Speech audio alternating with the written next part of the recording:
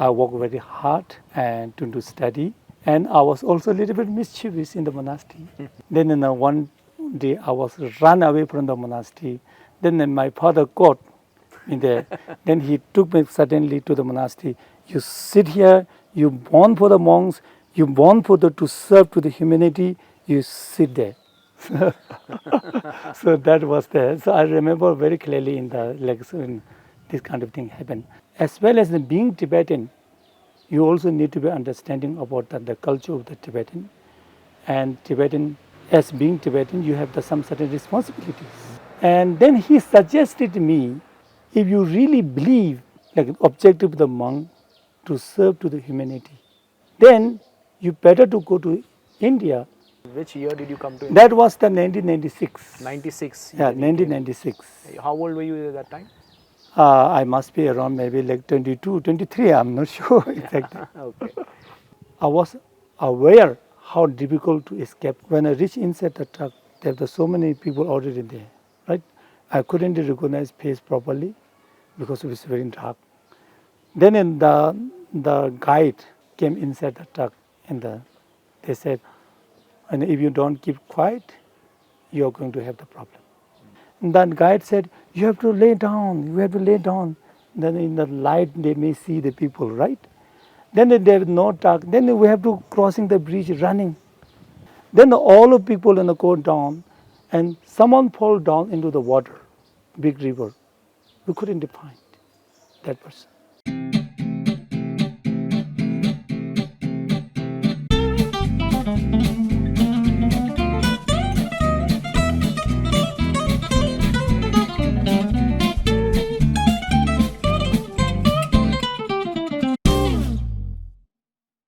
Hello friends, here we are at a very special place, Tong-Len Charitable Trust in Dharamshala, Himachal Pradesh in India.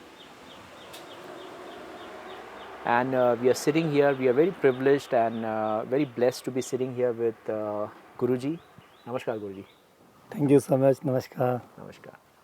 Welcome to Himalayas Digital, very special episode. Guruji, today we want to talk to you about your journey. The inspiration that you have created, what inspires you, and what is your dream and vision for the Tong-Len Charitable Trust, right? But we also want to understand the human being behind this, which is obviously you, and your journey, your story. Because I think the audience watching all over the world will be very inspired, understanding the human story behind you, and then then coming to Tong-Len Charitable Trust. Okay. Thank you. So Guruji, tell us about your childhood. How were you in the early days? Where were you born? What has been your journey? And how did you come from wherever you were born to this place now? Walk us through your childhood, your youth a little bit, what has inspired you, and then now to this stage, what you're doing. Please. Okay. So thank you so much giving the opportunity. And yes, I try to explain a little bit about what you have asked. So yeah, actually I was born in Tibet in 1974. So at that time, the people of Tibet has a lot of difficulty and had a lot of suffers, particularly my parents during the cultural revolutions, and also it was just sort of difficult period time in 1974. Yeah, and I was not really remembering the situation in 1975, in 1976, in 1977. I don't know. I don't remember that. Right? In 1979, or maybe end of the 1978, maybe like beginning of the 1980s, something like that. So I had sort of something it's always set in my mind that my parents got a sort of like, lot of difficulties. And one day, the whole villagers, 2, 3 village and villagers met together. And my mother was sitting there, standing there, and my father was there, and all the relatives, my mother relative was there, and a lot of crowding people, so much things telling on, yelling, a lot of things to my parents. And I was crying at that time, and my brother and me also sat in the other side, and with one of our relative, just holding. And I was crying and wanted to go close to my mother, but they didn't let me to go. And that was in my mind, and I was so sad. Then after that, my mother was released from that meeting, and she suddenly came she in Tibetan, in Tibet, the woman, after they did the marriage, they have some like things here. She just pick up that, cleaning my sort of like noses, all these kind of things. So that's something set in my mind, but I'm not sure. Maybe this could be useful for this interview or not. I'm not sure, right? So now, and after the end of the Cultural Revolution in Tibet, and around 1995, no, around 1985, monasteries allowed to restore. And my mother and father was very religious person, parents, and they were very eager to make one of the son in the monastery, the monk in the monastery. They would like to send to the monastery. So that was the one of the things they had in their mind. And since I was young, so even though I didn't become a monk at that time, I always need to be sit on the top of my other brother and sister in the family, and they offer tea, food, the first giving to me. I was treated in very special, since young, Yes. right? And because of my mother and father believe,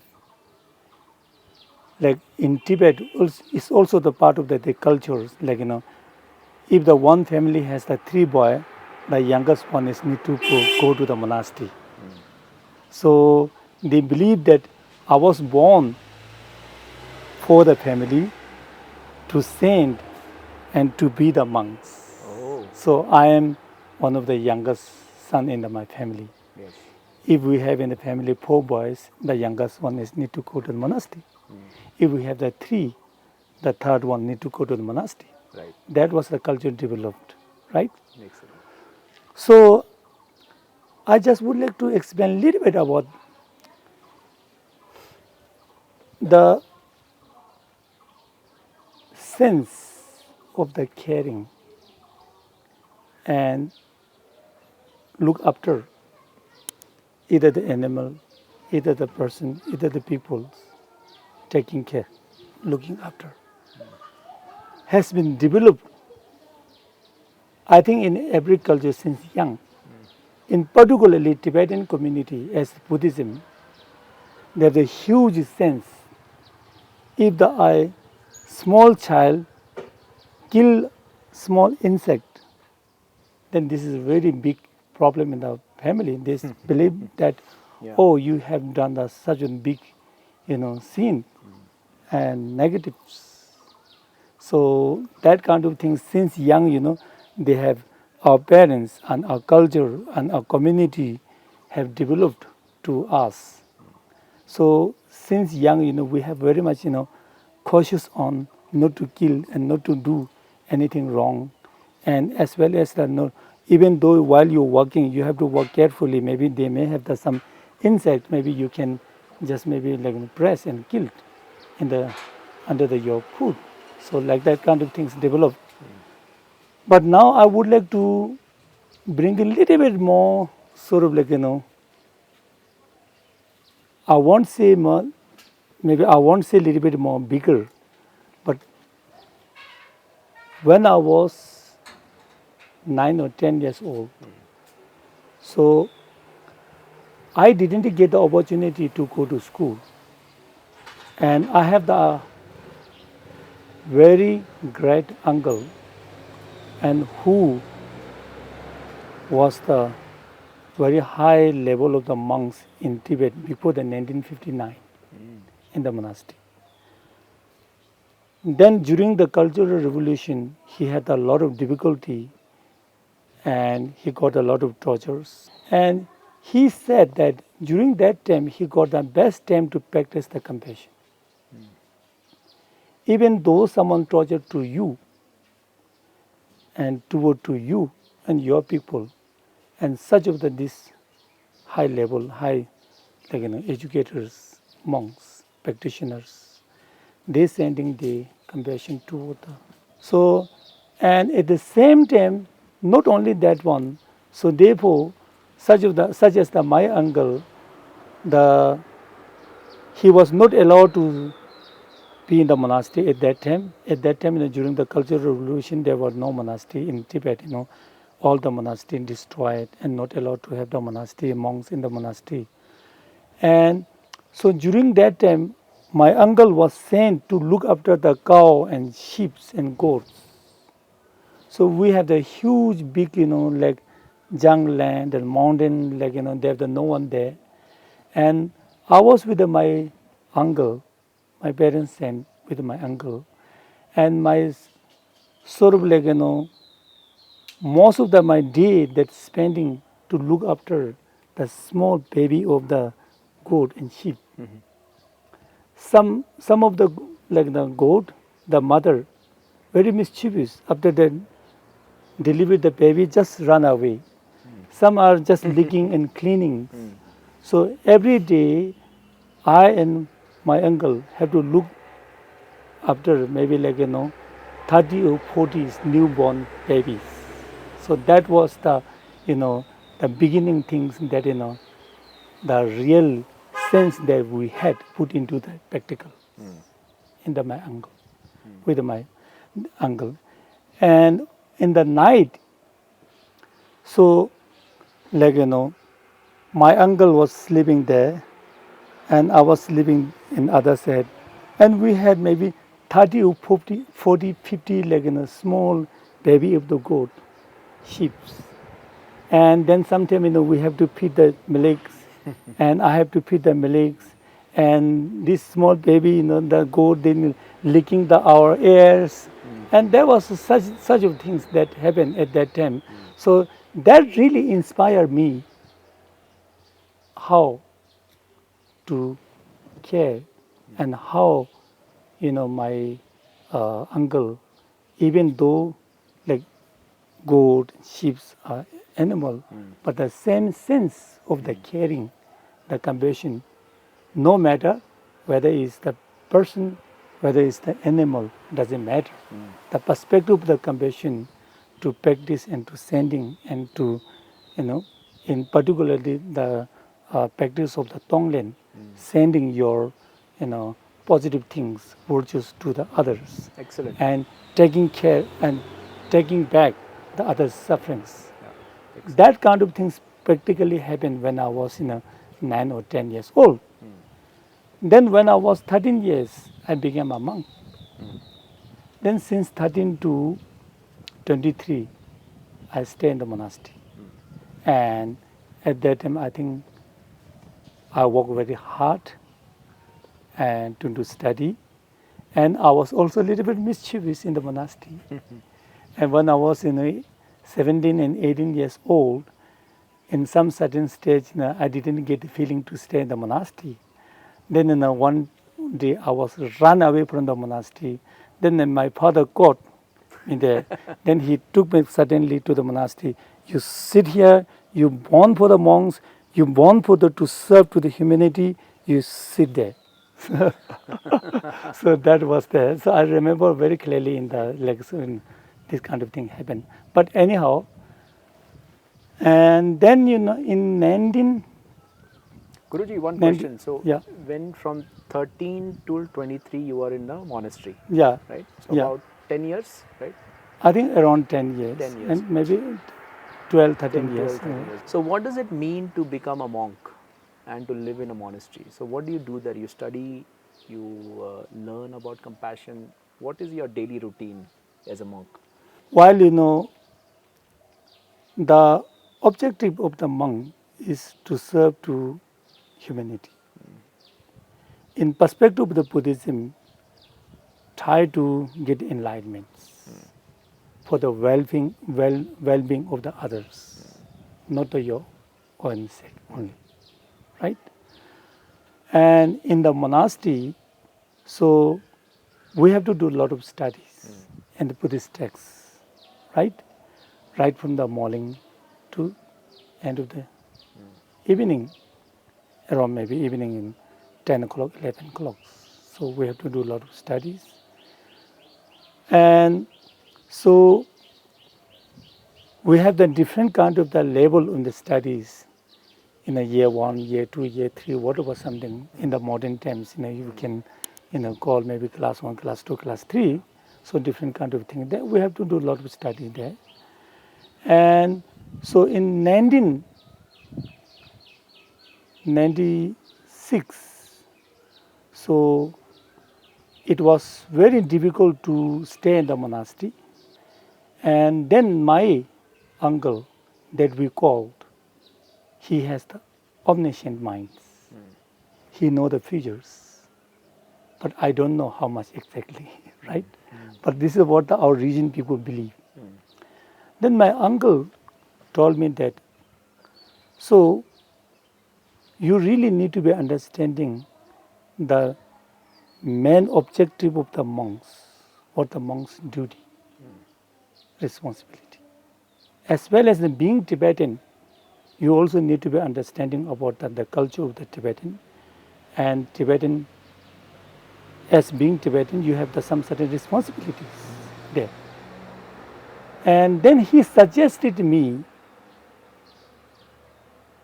if you really believe the objective of the monk to serve to the humanity, then you better to go to India and then you do study more in India under Buddhism, and you have the potential and you have a possibility to help to the as much as in the community. So that was the message, and persuaded by my uncle, basically me to go to India at that time. So, which year was this? Which year did you come to India? That was the 1996. 96. Yeah, when you came. 1996. How old were you at that time? I must be around maybe like 22, 23. I'm not sure exactly. Okay, great. And then you came to, so from your homeland, you came to India, where you landed up in Dharamshala, Himachal, or you went somewhere else? Well, before that, I would like to explain in two important steps Sure. that I have decided and I have faced and I have prayed.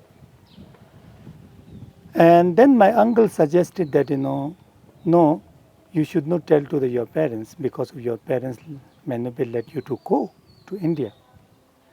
So, and I really follow my uncle's instruction and advice, the guidance, right? And then in 1997, in February, I think maybe 13 or 14 in February in Tibetan calendars. So I left from Tibet. So around maybe afternoon. Before leaving from Lhasa, Tibet, in Tibet they have a very big temple and Buddha Shayamani's statues there. We call Lhasa Jo. And then around maybe 11, 12 o'clock, just I circumambulate this temple and went inside the temple, and in front of the Buddha's statues, so there's the one stone in Tibetan, there's the big stone, The Tibetan people believe if you sit on this stone, like a triangle stone, and praying, then whatever you pray, you will be achieved. But your prayer must be something positive, right? Yeah. So the day and the last day in Tibet, when I was Lhasa, living from Lhasa, and in front of the Buddha Shakyamuni, I pray that I was aware how difficult to escape from Tibet to Nepal or escaping from Tibet to go to India. And I could be die, I could be caught, I could be put in the jail. As my uncle suggested and recommending, and I also believe that the objective of the monks to serve to the humanity. If there is the possible to serve to humanity after learning of the Buddhism, please help me to escape from Tibet. If there is no possibility, I have no regret to die on the road. That was my last wishes in Tibet. That was my last prayer in front of the Buddha Shakyamuni's statue in Tibet.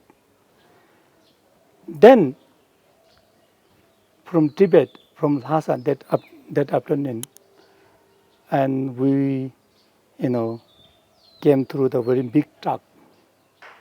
So then, inside the truck, the truck is covered by the plastic, whatever something, it looks like they have so much thing inside, but inside there's not really nothing.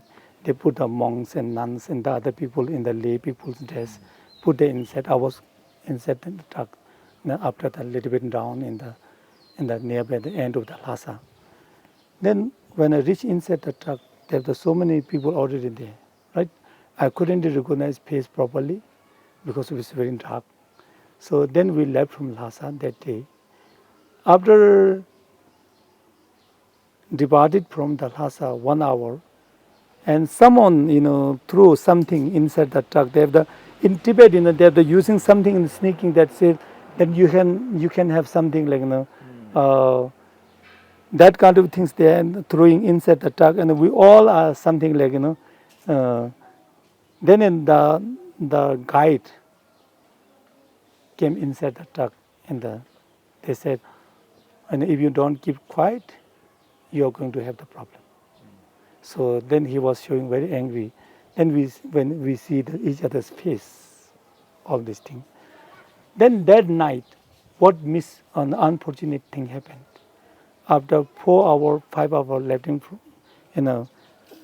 from departing from the Lhasa, there's the one big river that is getting dark, and the truck driver and the guide said, you have to stop here, you have to cut the trucks stop there. And a lot of truck coming from that side, very strong light.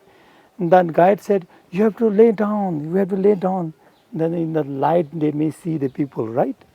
Then there is no truck. Then we have to crossing the bridge, running and the bridge.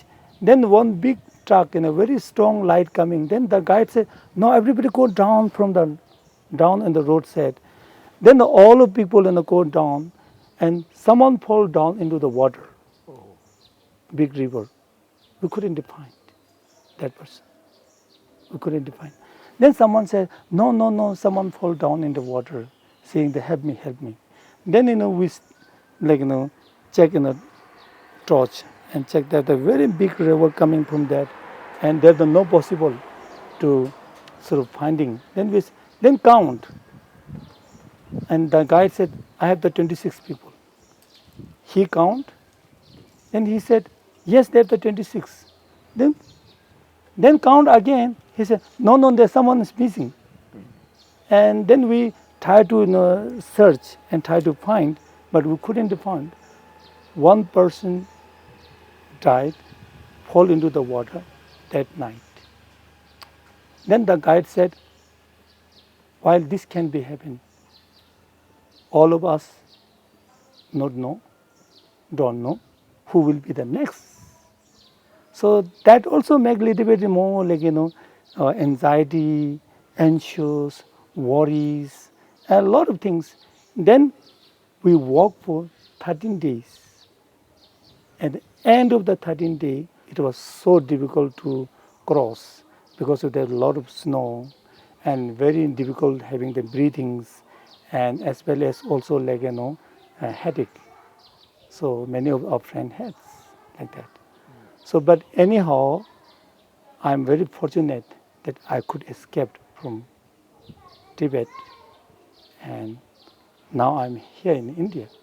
And my first entering outside of the Tibet, it was the Nepal. And from Nepal to India. I came through the Tibetan reception centers in Nepal, and they take care of us, and they send us to here in India. And after in India, we received the audience with His Holiness, and also we got the opportunity to do study, whether we want to go to the monastery, whether we want to go to the school, there the choice has been given. So that's excellent. It's remarkable.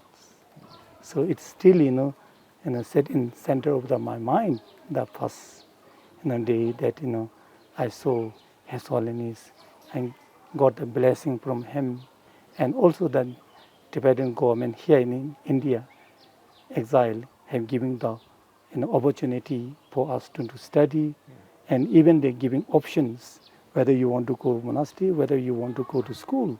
Option is there. That's great. Excellent. So, Guruji, I mean, to say that you've had an incredible journey would I don't think would do full justice, right? Literally, you had an incredible journey from where you were born to how you grew up, and the inspiration from your uncle, and then you took that leap of faith. Where, anything could happen, you could live or die, and then made that wish in that special temple, and then your wish came true, right? Now, once you landed here, what inspired you? Now we are here, sitting here under this big tree. It's giving shade to all of us in a hot summer. You have become a tree like this that has given shade to a lot of students and a lot of orphans, a lot of people from the huts and the local, laborers, workers, kids. So what is that story or the incidents that inspired you to start Thonglen, and what is the meaning of Thonglen? So, in 1998 and 9 and 2000, I was in South India in the monastery doing study. So I did study very hard I tried to do study very hard in the monastery, but I was not really a great, student, who can do a lot of sort of like, studies, all this kind of thing. But I tried to make effort to do study. Then in 2002, I came to Dharamshala,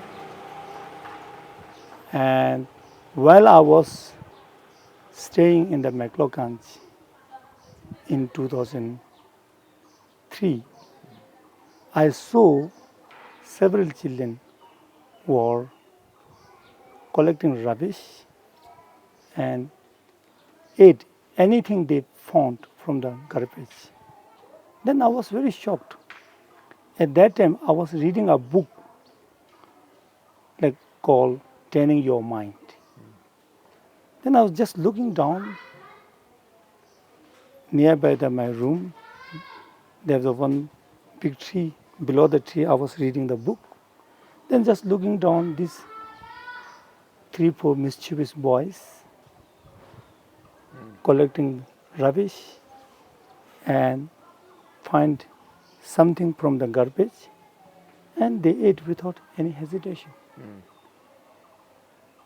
Then in 2-3 days later, I also discovered some people, urine on sort of garbage, that area. Then in around maybe 12 o'clock, 1 o'clock, children come again to collect the garbage and maybe rotten vegetables, tomatoes, bread, they found, they ate without any hesitation. I was very shocked. Then my first reaction was I cancelled my dinner and then I cooked lunch more little bit and then I shared. And the walk of Thonglen started from gesture. I didn't know the language. He said, I come, let's share, let's eat. From the main bus stand to the temple, these boys and these girls chasing up with me, catching here, give me the money, just playing outside of the temple. Then I went inside the temple. Maybe if they found someone, they were not there. If they had not found someone, then they were there. Then they are just following back me to up to the McLaughlin in main center. Then I was looking, look. So such of the child has the huge potential and very active. Very much possibility and potential is there. So the only thing is they have got opportunity or they have not got the opportunity that make the decisions to do study, to move forward the life to have the better.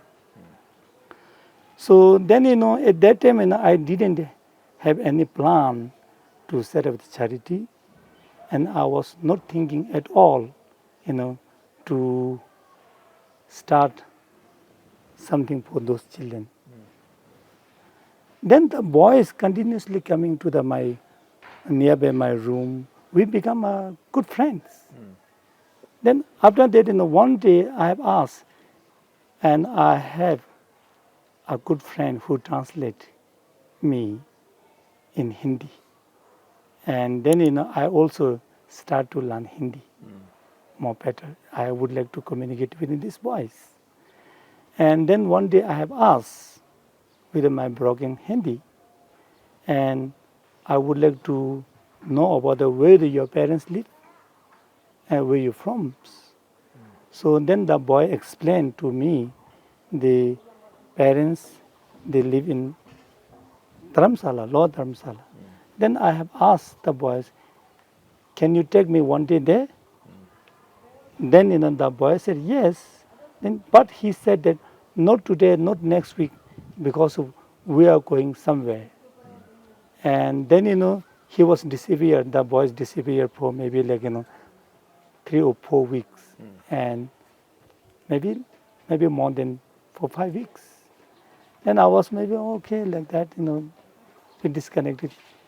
Then one day earlier morning, someone knocked on my door. Then the boy again they mischievous. That was the Sunny. He was mischievous, and he said, as I promised you, I will take you in the slum where we live. So today we will take you. Then I realized the nature of the children is the honesty. Very honesty, right? And frankly, right? Yeah. So, yes, of course, every child has, very much more honesty and transparency, and they are also the innocence, of course, yeah. And so then I decided, to go with this boy in the Lower Dharamshala, and then I saw the slum in the Lower Dharamshala. So that was such of the shocked for me, and so many children, so many people, live such a difficult conditions in slum and Dharamshala. And I saw myself, many children pass away during the, monsoon seasons. And at that time, that was very common that a lot of children had the scabies, itchings, bleedings, so much things there. So I was very shocked. And then, later on, so I believe that, such as the monks that have witnessed the difficult situations, in particularly among the children, right, having in Lower Dharamshala Slum community, then if I made excuse or if I make excuse saying that I am Tibetan, I cannot speak in Hindi, or maybe that kind of things for me, it is unethical. Such as taking my moral principle, ethical sort of responsibilities. So I decided to help to those children to rescue from the dying rather than making excuse. That was the second step to start the Thonglen. Right? So then after the rescue, then question raised again, what will happen after 6 months again? It was very difficult. Then I have learned about the life circle at that time that has been developed in different ethnic groups. So I would like to give you the one example in ethnic groups. And one ethnic groups from the Maharashtra and Marathi communities. Actually, in the very big slum community there were 3 ethnic groups live together.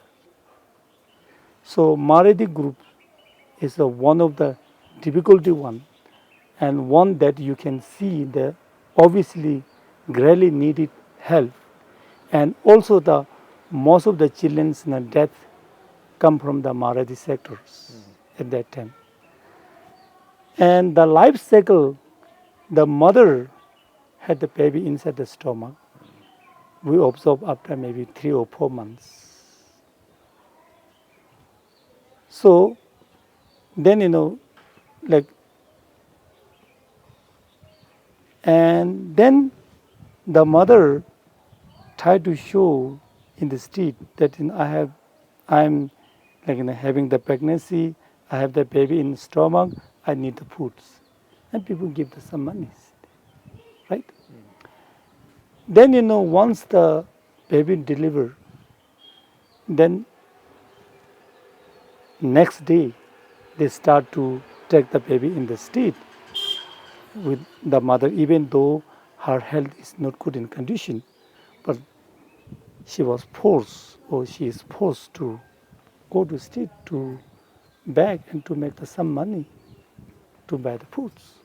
So that was there. Then the next step is 1.5 years of this maybe boy or this girl after the birth, another baby the mother has. Then mother lost little bit interest for the first baby, right? Then this continuation is going on. Then some stage also, not all the women that happened, and some of the Marathi women at that time. So there were some lady, they didn't have baby, and they already grew up, maybe something, maybe their child become already big or whatever something. So then they started to rent 50 rupees for the day to take the baby in the street to get the money. That was happened. So it was so sad to know that. And then, once the baby get and the child get age of 5, 6, 7, 8, 9, 10. So there are the several siblings moving together, moving with the mother in the street, beggings, and also some mother try to teach how to talk and how to sort of cheat or how to steal things. That kind of thing happen. So such as the mother that need to be tell to the child that kind of thing is very difficult. But I completely understand the condition, the circumstance they had. Then I recognize it is not a bad person. The circumstance the situation made them to do it. Of course, when you are in the desperate situations, when you are so hungry, if they have anything, if they have no anything, I think you can tell lie. I think you can, Yeah. something that there's so many things can happen. So what I wanted to say is, it is not a bad of these people. It is the circumstance make them to do like that. So that just I want to convey the message. Yes. Yeah, there. Then when the child become an age of 11, 12, then they are not getting too much money from the banking. Then start to collect the rubbish. Then the age of the 15, 16, then start to do marriage. And some of the, these children, this young, did the marriage very early ages. But 2004 and 2023 has the huge changes, huge differences. So what is the I was change? telling the story of the 2003 and 2004. So that was the situation. So therefore, such of this circumstance sort of moved for me to act something. To do something. Yeah, to do something to help them. So therefore, we started our organization in 2004 to help for those people and to make a better livelihood and to give the education to the children. And with this purpose, we set up our organization. Understood. So what does Thonglen mean? What is the meaning of Thonglen? So the meaning of the Tong-Len comes from the Buddhist, concept. So Tong means give, Len means take back, right? Receiving and giving. Tong means giving Okay. toward others. Receiving means other people suffering, receiving to you. Excellent. So that's the concept of the Buddhism. Excellent. Excellent, Guruji. So now tell me, today in the Tong-Len Charitable Trust, you have a high school, you have students who are provided a facility to live here, they are given the food, the meals, and excellent mentorship, coaching, they are studying also here. So how many students are studying here, and tell us in 2023, what is the facility you are providing and what does the charitable trust do for these students? What all are we doing here today? While before explaining the outcome of our project in 2023, I would like to go back a little bit about the journey was, that started from 2004 to now. And in the beginning, we were very busy to rescue the children from the dying. Then after that, in order to have a sustainable future, and in order to, not to have such of the difficulty for the slum peoples, in particular the younger generation, then we start to give educations for the children. And also, we have launched the health projects. Right now, through Tong-Len education program, we educate many children, and more than 100 children completely change their life, and 300 children in the process of the changing the life. Excellent. Right? In total, we have our education program 500 children. From our health program, we have rescued many children's life, and we have been providing service to the slum peoples over the last 19 or 20 years, and with a different range of the service, general clinic, under 5 clinic, and antenatal and postnatal cares, and a lot of range of the service we have been providing. And the result that we have rescued, and we have also expanded the lives sort of like extensions. And when we comparison to our survey in 2006 to 2019 survey, there's a gap between the 10 years. The death recorded in the slum communities in 2000, 6, 7, 8, like among the young was a lot, right? The death recorded in 2019 in 2023, there are some certain deaths there. Then this is more natural death and age is death.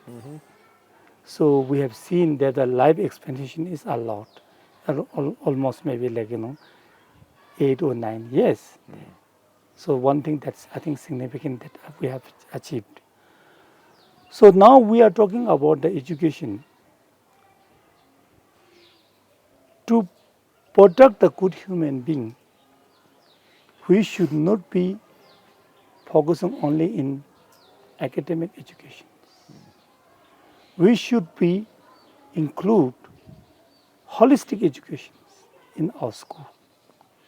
So therefore, since 2013, we try to educate our children holistically.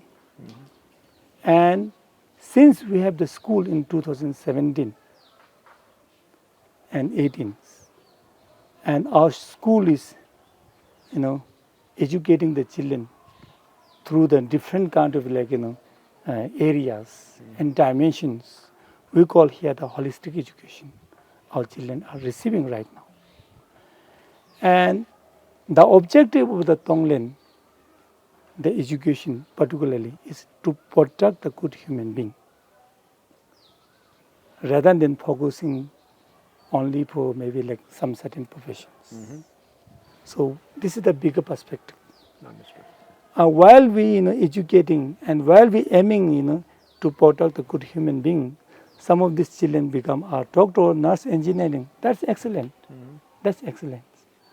So we have so many children now graduated, and so many children receive a professional, trainings and skill trainings, and become a professional such as the engineer, physiotherapists, doctors, journalists. So much things there, and we have achieved a lot. But now I want to go back. Look, imagine. In 2004, many of these children were in street. They were begging. They didn't see inside the school, right? And their parents didn't hope they could change their children's life. Now in the 2023, we achieved. And among the younger couples in the slum, the parents, the way of the thinking is much more bigger than the in 2004 and 2005. So in the earlier of the Tong-Len education program, it was so challenging, it was so difficult to persuade this family to send their children to the school because of some of the children bringing some income for the family.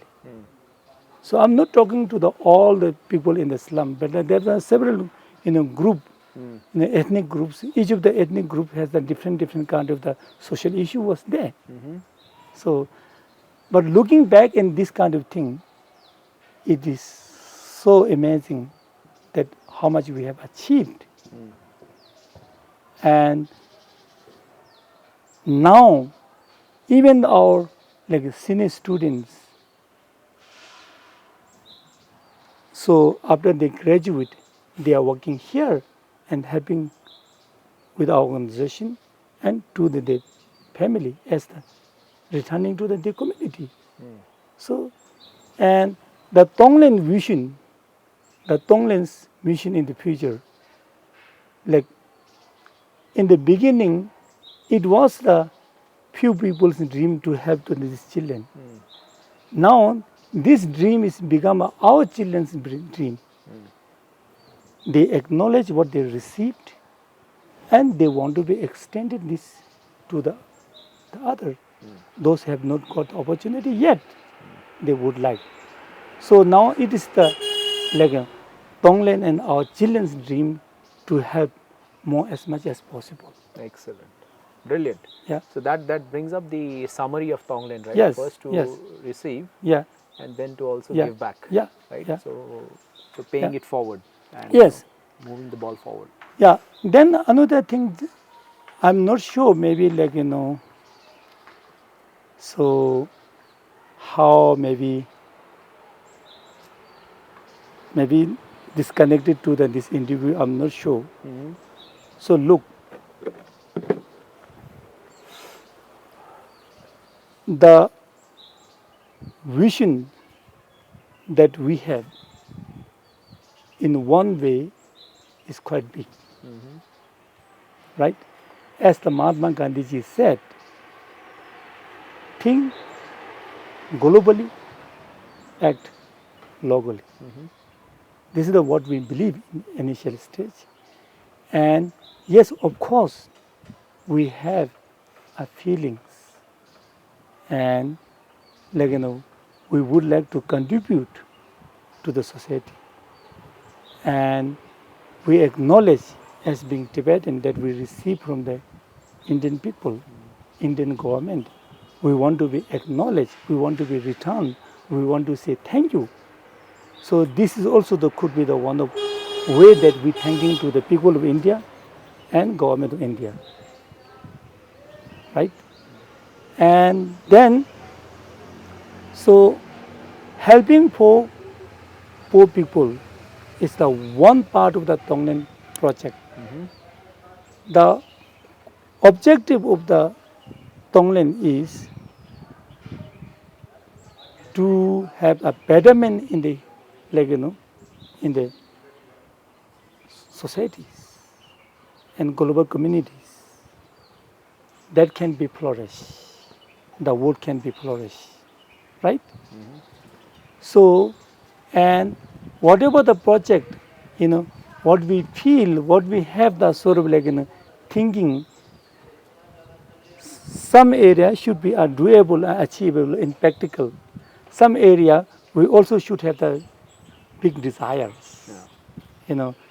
Oh, one day I can have to all human beings, and Buddhist perspective, all sentient beings. Excellent. Yeah. So now I just want to make this more shorter. So Tonglen recognize the source of the social issues such as the poor and poverty and gap between rich and poor, example, are come from lack of the ethics. So it is very, very important to have awareness and to have a platform that people have opportunity to learn more about the ethics. And of course, the ancient Indian knowledge always inspire us as Buddhist monks. How important of the social work, how important of serving in the humanities. I think we should revive this philosophy, and so therefore, Tonglen is inspired by the, His Holiness vision, cultivating human value, and we should, educate. We should raise the more awareness, and we should our ethical, principle, and integrated into our modern education system. So therefore, we are working here, and one of our department is, you know, uh, working on this, and so we hope maybe one day, maybe we can help, or maybe we can facilitate, or maybe we can, sort of support, maybe like, not just only inside the Thonglen, maybe outside of Thonglen. Right now we are supporting 73 schools in the Spiti Valleys. So beyond the Thonglen project here, we are supporting for the ethical education. So maybe one day we can, like, support more. And our desire is maybe each of the school in India will receive ethics in education. Excellent. Yeah. Very nice. Guruji, how can people join in your journey and effort if they can? And how can they support Tong-Len Charitable Trust? If they have to support Tong-Len Charitable Trust, this video and the audience will be watching this. How can they get in touch with Tong-Len Charitable Trust and you and your team? What is the contact information? Do you have a website? You can tell us. Where is the address, and how can people contribute? In which way? By their time, by some donation, by how can they contribute to such a noble vision that you have to Tong-Len? Yeah. Yes, Tong-Len Charitable Trust, we have the website. People can be contacted through the websites. And people can also read some information about Tong-Len on the websites. And regarding about the contributions, there are so many ways that people can contribute to our organization, including the voluntary work, Yeah. right? Yes. And including the supporting in the slums, Yes. for the sanitations, for the water projects, and so much things, including your clothes, which is not torn and not become so bad, then you can also share to the others. Excellent. So there. And so the another thing is that, Tong-Len is seeking a partnership and collaborations with other organizations and individuals like yourself to promote the vision of His Holiness, cultivating human values, which is very, very important. Excellent. Whether believer, whether non-believer, it is very important to have an ethical understanding more better. This is applicable to all. So His Holiness, giving the one example, like tea and waters. So we can live without tea. We cannot live without water. Similarly, we cannot live without ethics. So ethics is very, very important. So therefore, we seek as much as more organization and individual join with us to flourish the world. Excellent. Thank you. Thank you, Guruji. I Okay. really appreciate your time. Okay. And it's been a wonderful last couple of minutes to talk to you about Okay. your journey Okay.